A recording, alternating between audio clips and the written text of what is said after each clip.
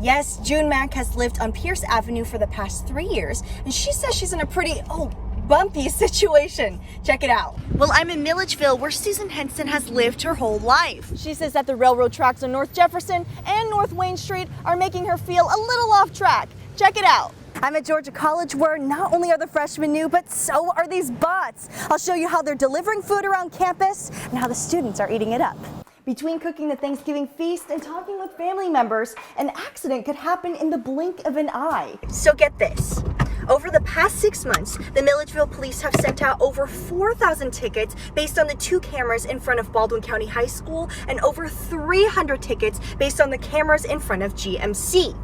That's more than $160,000 in speeding fines, but some people think that's for the best. It's bad. It's real bad. 29 years with no answers. A Macon woman told me that she still has no idea who killed her mother and why they did it. Now, you weren't seeing it earlier, but just 2 seconds ago, the wind was ripping the umbrella out of my hands, and I'm not really sure if you can see, but the wind has broken my umbrella in real time. They're going through your trunks, they're going through your glove boxes, and they're even smashing in your windows to be able to get in. A couple of days from the 4th of July, it's not too unusual to hear a couple of fireworks going off, but on the 29th, William Jackson says he heard pops that were not welcome. A shattered sense of security. Just reliving it every time I look at it. Jackson says he and his wife Sharon were asleep at their home on Mickey Drive in East Macon. And we were awakened by what we thought were firecrackers or fireworks. And then when I got up and came, then I realized that my house had been shot up. Their security camera footage shows someone pulling up, walking up the driveway, and firing away. Weapons fired over 60, 70 rounds. I felt violated. My wife is not comfortable in the house. She hadn't been sleeping at night. It's just horrible. Jackson says Bibb Sheriff's deputies told him the weapon seemed like a semiotic weapon, like an AK-47. And when I heard it this time, I knew exactly what it was. Around the same time, Wednesday morning, 13 days later, more gunshots. And the glass shattered in the bedroom window. I thought I had been hit, but it was just glass that hit my arm, so we both hit the floor. She was in there laying on the floor crying, shaking. I mean, just terrifying. The sense of security in their neighborhood shattered. It was nice and quiet, nice area, and I may have to consider selling my house and relocating. The sense of security in their lives shattered. We go to work, we go to church, and we come home and we don't bother nobody. This shouldn't happen to anyone. Any house that gets shots up like this is the wrong house. Between the 2 shootings, deputies found more than 100 shots were fired. Jackson says deputies told them the shooters may be mistaking their home for another. In Macon, Jessica Cha, 13 WMAZ News. Louise Williams says she's been living at the Hidden Lakes apartment since 2002. But last Friday, she says she got a notice on her door that she says stopped her in her tracks. Living in an apartment, rent must be paid. Mm-hmm. So when Louise Williams came home last Friday, I know that's not a eviction notice. She was shocked. The notice said she owed rent. I got upset. I was angry because I've been here 21 years. I've never been late on rent, and I've never not paid my rent. Williams said she called the property manager to ask what was going on. She said, I know, Miss Williams, I know you're not the only one that has gotten that. I'm in the process of fixing that. She said the manager said around 40 people got those notices. And then they said on the 2nd, we had to be out. Darquan Tapman says all 8 units in his apartment block got one. This notice said we haven't been paying rent for months, but we have receipts. We called the leasing lady. She said, oh no, don't worry about it. Just ignore it. But Tapman says the notice gave them only 7 days to fight the eviction in court or be tossed out. So we went ahead and went to the courthouse. No, it has not been dismissed. Williams says a new company bought the apartments last year.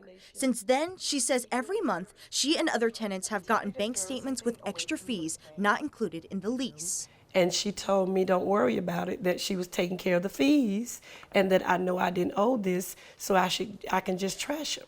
Tapman says he has the same fees and wonders if this has to do with the eviction notices. You've been telling us for months, don't worry about it. We're going to fix it. Don't worry about it. But now there's an eviction notice on my door. It's not acceptable in order to make this right for an error that should have never happened. In Macon, Jessica Cha, 13 WMAZ News. You could move your hands, you had to move backwards and forwards. Claire Maddie may be 62, but she knows her way around the metaverse. Using a virtual reality headset, she can play games and explore new worlds as an escape from a harsh reality. He got diagnosed with lung cancer. Last year, doctors told Claire and her husband Ted his radiation treatments didn't work and they should stop. And he didn't want to know how long he had. I did, so I stayed in the room, and they told me 4 to 6 months.